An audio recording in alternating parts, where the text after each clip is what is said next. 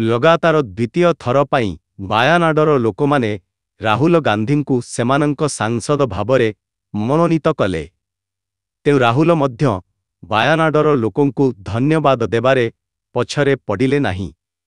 राहुल वायानाडरे पहुंची एक रास्ता करिथिले मालापुरम जिल्लारे प्रदर्शन, जेउथिरे से विजय पाई लोकमानंकु धन्यवाद देउथिबा बेले से मध्य बीजेपी उपरे जोरदार आक्रमण करिथिले। राय बरेली निज सहित अन्य पक्षरे कल्पना जल्पनार बजार मध्य गरम अटे जदि उत्सगुड़िक विश्वास करा जाए तेबे राहुल गांधी वायान आसन छाड़ी राय बरेलींक सांसद रहिबे।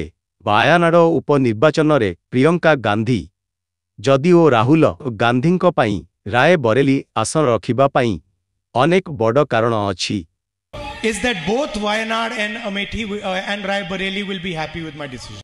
प्रथम कारण हेउछि रायबरेली हेउछि कांग्रेसर पारंपरिक आसन। द्वितीय कारण हेउछि कांग्रेस पाई राहुलंक मत 2027 विधानसभा निर्वाचन पाई प्रस्तुति बरेलीरु आसीछि। सांसद हेबा यूपी रे राजन पॉलिटिकल तिक क्षेत्र को स्ट्रेंथेन करिबो 2024 रो निर्वाचन। किंतु एथर राय बरेली कहिछंती जे सोनिया गांधींक परे वर्तमान राहुल गांधी सेमानंकर सांसद अटंती।